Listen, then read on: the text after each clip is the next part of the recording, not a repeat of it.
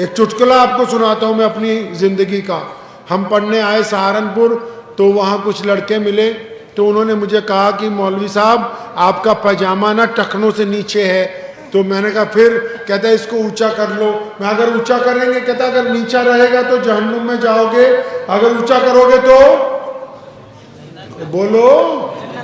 آپ کو بھی پتہ ہے یہ بات, آپ کو بھی پتہ ہے. تو میں نے پاجامہ اونچا کر لیا.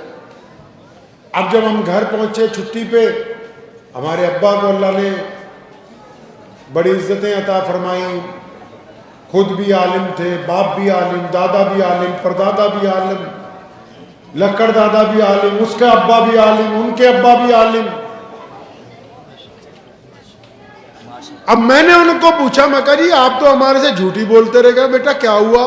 میں تم تو کہہ رہے تھے کہ ماں کے پیروں کے نیچے جنت ہے, یہ سہارنپور والوں نے بتایا بھی ٹکنوں میں پھنسی ہوئی ہے, اگر یہ پاجامہ اونچا رہے گا تو جنت میں جاؤ گے, نیچے ہو جائے گا تو جہنم میں چلی جاؤ گے.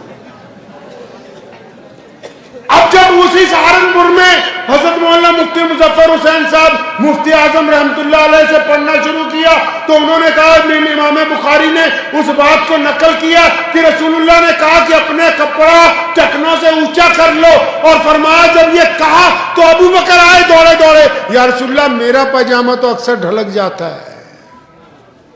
کئی لوگوں کا جسم موٹا ہوتا ہے نا, اکثر پاجامہ لنگی ڈھلک جاتی ہے. فرمایا یا رسول اللہ میرا تو اکثر لنگی جو ہے ڈھلک جاتی ہے. اور فرمایا ابو بکر تیرے لیے تھوڑی کہا ہے.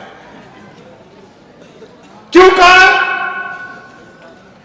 کیوں ہے جی مولانا یہ پاجامہ ٹخنوں سے اوپر کیوں رکھا ہے؟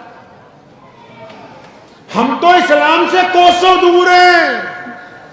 نبی علیہ السلام نے جب فرمایا اس کا مطلب یہ تھا کہ جو لوگ اکڑ کے چلتے ہیں, غرور سے چلتے ہیں, ان کا کپڑا اس لیے اونچا کروایا تاکہ ان کی گردن میں جو سریا ہے وہ نکل جائے. اب عاجزی سے چلیں, انکساری سے چلیں. اب سنو جو اصل مسئلہ ہے, یہ اصل مسئلہ یہ ہے کہ اگر کسی ملا جی کا پاجامہ ٹخنوں سے اونچا ہو اور وہ اپنے ابا کو گالی دیتے ہوں, اپنی اماں کی خدمت نہ کرتے ہوں, اپنی بیوی سے بدتمیزی کرتے ہوں, اپنے پڑوسیوں سے لڑتے ہوں, راہگیر کو راستہ نہ بتاتے ہوں, یتیم کی خبر گیری نہ کرتے ہوں, کسی مسکین کے پاس ضرورت کے لیے نہ جاتے ہوں, اب یہ ٹخنوں کی بجائے پاجامے کو گھٹنوں پہ بھی کر لے تو اسلام کو اس سے کچھ لینا.